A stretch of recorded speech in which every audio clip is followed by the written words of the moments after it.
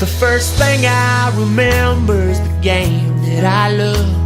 A man on a diamond with a golden glove. Daddy with me in the cheap seats above saying... Welcome to the Two Cutoff Men, the podcast dedicated specifically to the Cincinnati Adult Baseball League. I'm Jason Earhart, along Colt 45's first baseman Ray Sterling as we recap the week that was, the week ahead, and all things CABL. Ladies and gentlemen, are you ready? And thanks again for tuning in to the Two Cutoff Men. For more information about our league, you can visit our Facebook page by searching Cincinnati Adult Baseball League. You can check out the league website, www.CincyABL.com. That's Cincy with a Y, where you can find stat standings, roster schedules, and all kinds of good stuff on there. You can find the podcast on Spreaker.com, and we're now on iTunes. With that, I'd like to welcome in the brains behind the operation, and our co-host and the show's executive producer, longtime Colt 45 veteran, Ray Sterling. And Ray, welcome to Podcast 8. The best thing I can say is, well, at least it's not raining right now. Yeah, that's the nice thing is that we got some dry weather. And how about getting on iTunes and getting out there? I'm loving it. How cool is that? It's a pretty cool. Props to you for getting that set up. We're on iTunes now officially as of yesterday. A lot of listens on Spreaker.com this week. From what I hear, we're approaching 200, right? Yeah. Actually, I just checked a little earlier, and it was 179 listens in the last 7 days. So that's pretty good. Keep it up, guys. We appreciate it. Wow. Like I said, share it out there to everybody. It doesn't need to be just guys in our league. So get the wives, get friends, listen in. Maybe we get some more sponsors out of that. Like I said, we do have one tied up. I'm working the deal out right now that by next show we should have that sponsor able to talk about them and bring that in. So that's looking good. Also, another thing to mention too is our social media is out there. I don't know that I even got the chance to tell you yet, Jason. We got Twitter. We are on Twitter. We are on. That sounded good, didn't it? We got Twitter. So we are on Twitter. We are on Instagram now. We are on Facebook, as well as the league Facebook. We have our own Facebook page. So we are reaching out all over the place. So that's the way you have to do it in this day and age. Reach everything you can. And obviously the word's getting out. I'll give a couple shout outs this week. My good friend Tony Steer from the Dragons texted me today, saying he is catching up, listening to all the episodes. He wants to join us in the hot corner here one of these weeks. Steve Armstrong from the Reds asking us about those previous episodes. He's listened to a couple recently. So thanks for listening, guys. Tell everybody on your teams about it. Keep listening. Ray's going to work on getting some of the older episodes up there on Spreaker.com. And hey, we've had a lot of fun with it. We're glad guys are enjoying this. Yeah, it's really good. Good catch up right now is we actually have all 7 previous weeks up on Spreaker.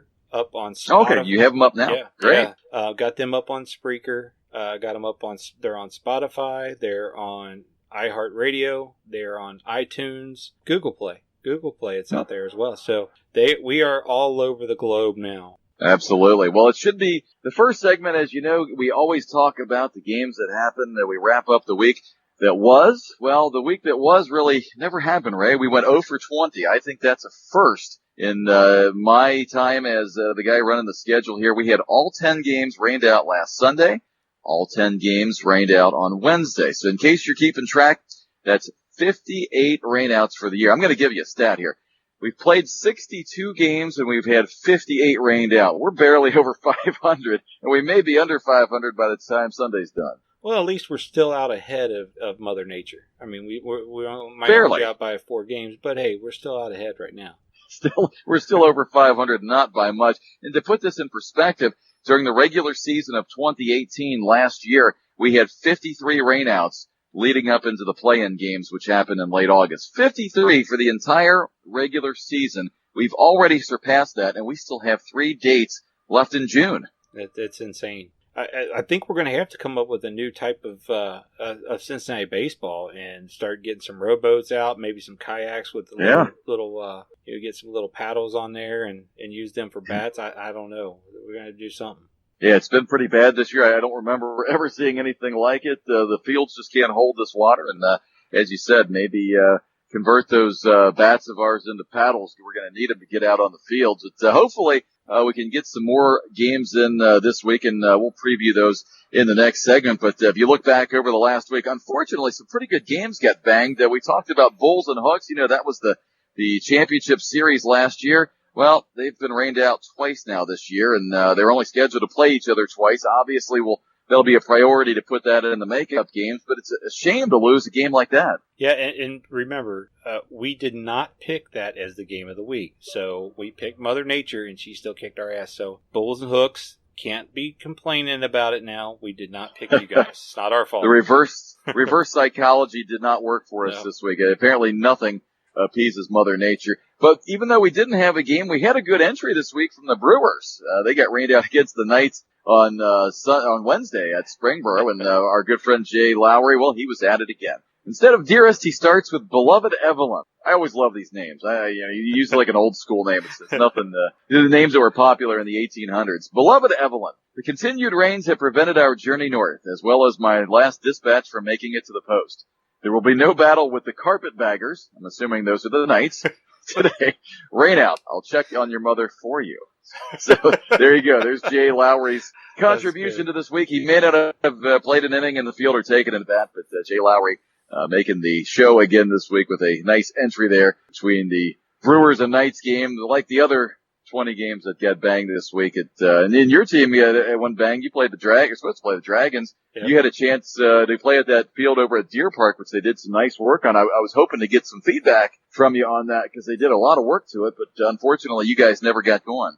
I got out there and took a look at the field beforehand, and you couldn't really see through all the water. There was still a lot of standing water, which I was really shocked that there would be. I figured it'd be muddy. Again, the rain is just kicking our butts, so it's a little tough to be able to judge that. Yeah. And the game out at North College Hill was also banged this week. I saw Randy Wabnitz put on the website. He and his son Matt were out there working for 4 hours, and they put a bunch of drying compound down, only to have the rains come at 6:25. Now, before I called Randy about 6:30 to kind of console him over the whole thing, and we talked for a while. But you know what? This is what makes this league great, Ray, is a guy like Randy and his son are out there they want to play that badly. He put 4 hours of his Wednesday into getting that field ready so they could play. And even though they didn't play, I tell you what, props to Randy Wabnitz and the Hustle guys for going out there and getting that field ready, because that just shows you how much these guys want to play and how much they love the game. These guys love this. It's not just the love of baseball. I think it's the camaraderie that a lot of us have with each other, as far as even across teams and different things like that. And it just shows. Yeah, those guys coming out and working their butts off to try to get a ball game in. And I mean, I've been around with Murph and those guys on our team, and we've done the same thing and been out there. I mean, going out and dragging bags of kitty litter. And yeah, I got to tell you, one time last year, which was really funny, is I don't know, it was our game against the Reds last year there at North College Hill. We really wanted to get it in, and we didn't have any. We were out of Diamond Dry. We used as all we could, and all that was left was around the batter's boxes. And so Murph went up to, I believe it was like Home Depot or someplace, to try to get these huge bags of kitty litter or something. And the guy told him the best thing to come out was this other compound he came out, and it's the stuff they put in baby diapers. And baby diapers, really? And we used like 4 bags of this baby diaper stuff on the field. Oh, nice. That's a good story. We got the game in. It was still not pretty, but we got the game in. Well, that's the bottom line. And I've said it for years. That's what makes this league special, is the guys playing in it and how much they enjoy playing the game. Because, most other levels, you get a scholarship, or in the big leagues, you get paid to play, or when you're a kid, your parents pay. We pay to play. Exactly. And give up valuable free time to do this. And to me, that's what makes this league great, is how much these guys want to play. And I felt bad for Randy. I talked to him. He was in good spirits. We talked for about 10 minutes about it, and we were able to laugh at it by the time it was over with. But, good for him getting out there. He got to spend some quality time with his son so close to Father's Day. And now that's going to be a good lead into a future segment we're going to do here on this show. We're going to talk about some of the father and son combos in this league. And as you know, Ray, plenty of them out there. You played, I believe, was it with Rick Wood, and his father played for a while. Yeah, both of those guys played with us with the Colt 45s. Junior has moved on and took a job with his company that moved him to Denver, Colorado. So unfortunately, we lost Smoke. But yeah, him and his dad played together for years, and Stad's still playing in the Roy Hobbs League, in the 45 and over, in the 50 and over league. Yeah, that'd be a good thing for us to get out there and get the segment, because getting to the point now of seeing some of the fathers and sons, that's a really, really cool thing to see. And we have a special situation like that on the Yankees. Chris Shrimpton has been a teammate of mine for 17 years on the Yankees. He's had 3 different sons play for the Yankees, including Brian currently plays for us. He's one of our catchers, so one of our better hitters in the middle of our lineup. I've always told Shrimp one of these days he needs to get all 3 sons out there. I'll put them all 4 in the infield. We need to do it on Father's Day. But his son Mike, working at Sycamore now, he hasn't played the last few years. He was one of our better hitters for a number of years. I'd like to get him back out there. And one of Chris's other sons, Eric, is now a pastor, so he can't work on Sunday mornings. He's kind of busy with what he does. But we like to get him out there on some Wednesdays. But we've got that situation with the Yankees, a father-son duo. And I know there's the Armstrongs on the Reds. You've got the McCulloughs on the Hooks. There's several of them in the league, and I think that's something, Ray, we're going to have to touch on here in an episode coming up soon.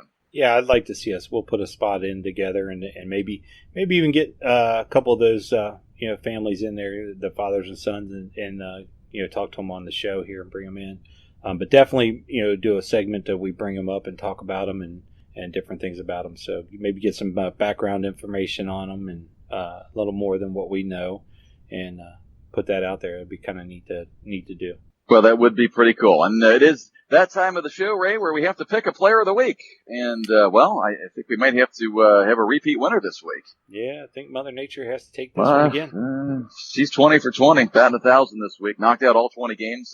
Hopefully she doesn't get greedy and go for a 3rd week in a row. We've had enough. So your player of the week is going to be Mother Nature. And, no offense, but I hope you're done for the rest of the year. Yeah, we'll give her more than seeds, whatever she wants. At this point, yeah, exactly. We can make give you my next born child. Just stop raining, for God's sakes.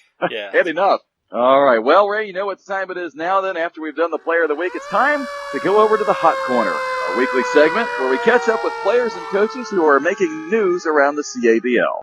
And this week's guest manages the 6-time defending league champion Hooks. Counting their 5-0 start to this season, the Hooks are 176, 18-1 over the last 7 seasons. Let that sink in. That's a .905 winning percentage.